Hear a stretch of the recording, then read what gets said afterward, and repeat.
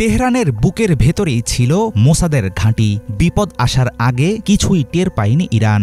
গভীর রাতে দেশটির আকাশ ছিন্ন ভিন্ন করে ঢুকে পড়ে ইসরায়েলের শত শত যুদ্ধবিমান। ১০০টিরও বেশি লক্ষ্যবস্তুতে ফেলা হয় ৩৩০টিরও বেশি বোমা। এমন ব্যাপক অভিযান হুট করে হয়নি। এর জন্য বছরের পর বছর ধরে প্রস্তুতি নিয়েছে ইসরায়েল। গোপনে ইরানে ঢুকানো হয়েছে মোসাদের দুর্ধর্ষ স্পাই ইউনিট, গড়ে তোলা হয়েছে মিলিটারি ড্রোনের ঘাঁটি। কমান্ডের অপেক্ষায় প্রস্তুত ছিল বোমাবাহী যানবাহন, sniper system, remote control machine gun সহ অত্যাধুনিক সব সমরাস্ত্র। খামেনির এলিট ফোর্স কি জানত তাদের ঘরেই ঘাঁটি গেড়েছে ইসরায়েল? মোসাদের পক্ষে কাজ করছে ইরানি নাগরিকদের একটি বড় অংশ। সেটা কি সত্যিই টের পায়নি ইরানের গোয়েন্দারা? ইরানের জনগণের ভেতরে ছড়িয়ে রয়েছে ইসরায়েলের গোয়েন্দা নেটওয়ার্ক। মোসাদ জানত কোন রাস্তায় সেনা চলাচল হয়, কোন সরকারি ভবনে কারা থাকেন, শীর্ষ পরমাণু বিজ্ঞানীদের বসবাস কোথায় এবং কোন এলাকায় প্রতিরক্ষা সবচেয়ে দুর্বল। এসব তথ্য বহু মাস ধরে জড়ো করা হয় মাঠ পর্যায়ের এজেন্টদের মাধ্যমে, যাদের অনেকেই ইরানের নাগরিক। এবারের অভিযানের আগে ইসরায়েলি গোয়েন্দারা অকেজো করে দেয় ইরানি ডিফেন্স সিস্টেম। তেহরানের আকাশ প্রতিরক্ষা ব্যবস্থার আশেপাশে বসানো হয় মোসাদের সমরাস্ত্র।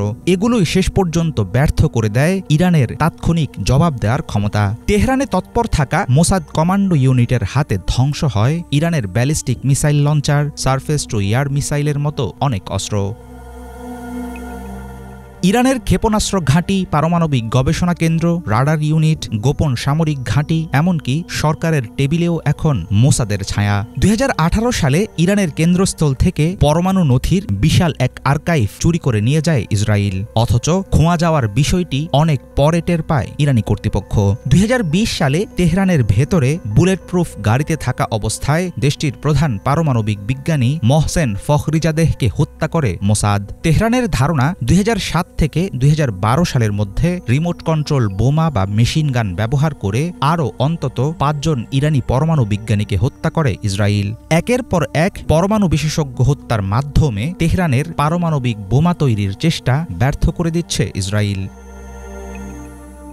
এবার তেহরানে প্রথমবার হামলা শেষে নিরাপদে ফিরে যায় সবকটি ইসরায়েলি যুদ্ধবিমান। পুরো অপারেশনে তাদের পথ দেখায় আগে থেকে মোসাদের বসানো গোয়েন্দা কোড, মানচিত্র আর স্পাই ক্যামেরা। ইসরায়েল কখনো ইরানের পরমাণু উপাদানের ভাণ্ডার খুঁজে পাবে না, সম্প্রতি এমন দাবি করেছিলেন ইরানি শীর্ষ কর্মকর্তা ফারিদুন আব্বাসি। অথচ সেই আব্বাসিকেই হত্যা করা হয়েছে একেবারে তেহরানের ভেতরেই। কয়েক মাস আগে ইসলামিক রেভলিউশনারি গার্ডের গোপন গেস্ট হাউসে মোসাদের গুপ্ত হত্যার শিকার হন ফিলিস্তিনের স্বাধীনতাকামী সংগঠনের নেতা ইসমাইল হানিয়া। ইরানকে বাইরে থেকে নয় বরং ভেতর থেকে শেষ করছে ইসরায়েল। দেশটির সবচেয়ে সুরক্ষিত জায়গাগুলোতেও ঢুকে পড়েছে নেতানিয়াহুর গোয়েন্দারা। খামেনির শীর্ষ পরমাণু বিজ্ঞানীদের হত্যা থেকে শুরু করে দেশটির পারমাণবিক স্থাপনায় নাশকতা, সব ক্ষেত্রেই ইসরায়েল দেখিয়ে দিচ্ছে গভীর চক্রান্ত আর ছায়াযুদ্ধে তারা অনেক এগিয়ে। অভ্যন্তরীণ সংকট, প্রশাসনিক ও ধর্মীয় কঠোরতা সহ বিভিন্ন কারণে ইরানিদের একটি অংশ মোসাদের কাছে তথ্য পাচার করে এবং তাদের দেয় অকুণ্ঠ সমর্থন।